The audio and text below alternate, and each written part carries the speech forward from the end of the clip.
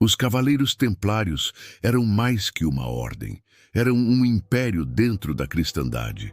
Possuíam fortalezas, exércitos, portos e uma rede financeira que se estendia da Inglaterra até Jerusalém.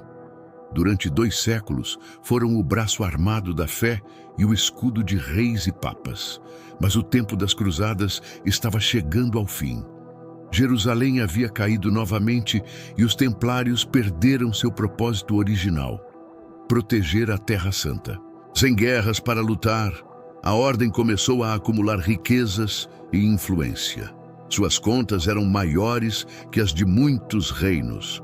E quando o poder espiritual se mistura ao poder econômico, os aliados se tornam inimigos.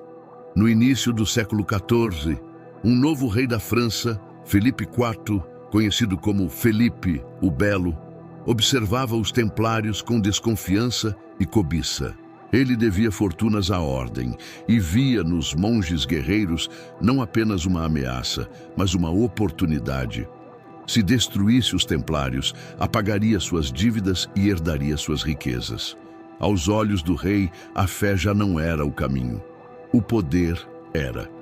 E para alcançá-lo, ele precisaria fazer algo impensável: virar a igreja contra os próprios defensores da cruz. Antes de mergulharmos nessa traição que mudaria o curso da história, inscreva-se no canal Segredos da História, ative o sininho e venha comigo descobrir o que os livros não contam. Felipe IV sabia que não podia enfrentar os templários com espadas, então decidiu vencê-los com algo muito mais perigoso: acusações.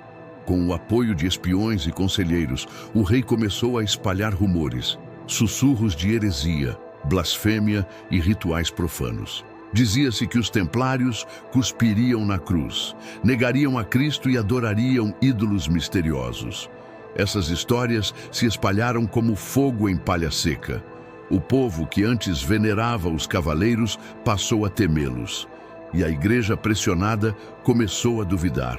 O Papa Clemente V, um francês escolhido sob influência de Felipe, estava em uma posição delicada.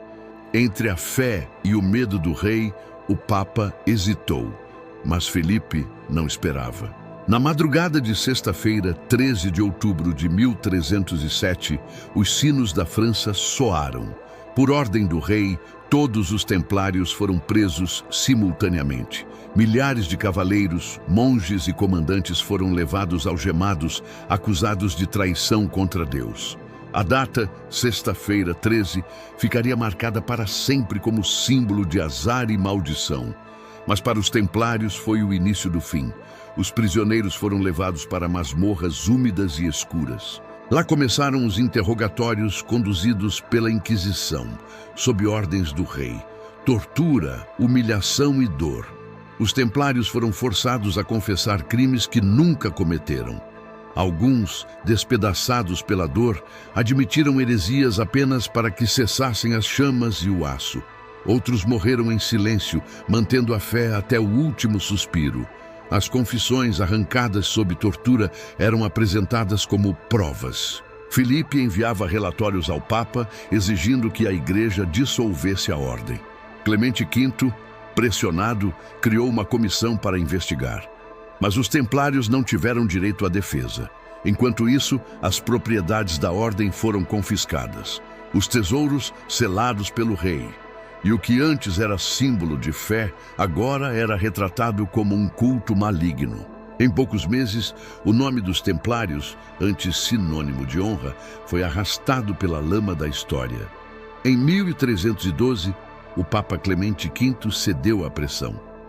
Sob a ameaça do rei e temendo uma guerra civil, publicou a bula Vox in Excelso, dissolvendo oficialmente a ordem dos templários. O documento dizia que a decisão não era uma condenação, mas uma precaução pela paz da igreja. Na prática, foi uma sentença de morte. Os bens templários foram, em teoria, transferidos à ordem dos hospitalários, mas, na realidade, grande parte das riquezas desapareceu nas mãos do rei e de seus aliados.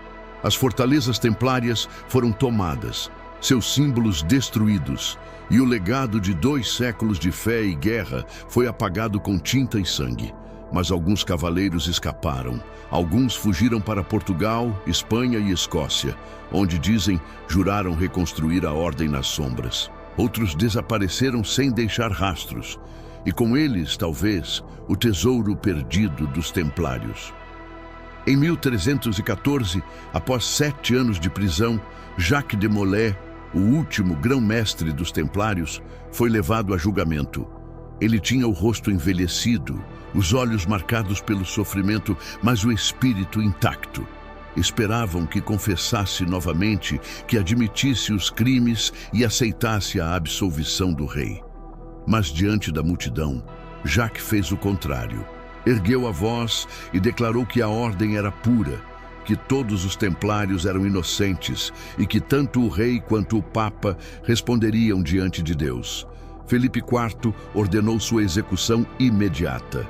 Jacques de Molay foi queimado vivo na Île de la Cité, em Paris, na noite de 18 de março de 1314. Enquanto as chamas o consumiam, suas palavras ecoaram: Papa Clemente e Rei Felipe, em menos de 1 ano eu vos convoco ao tribunal de Deus. Poucos meses depois, ambos morreram. O povo de Paris acreditou que a maldição de Molay havia se cumprido.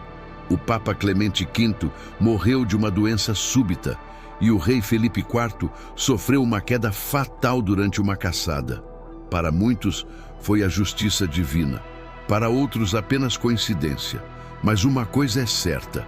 A partir daquele momento, o nome dos Templários deixou de ser apenas uma memória. Tornou-se uma lenda.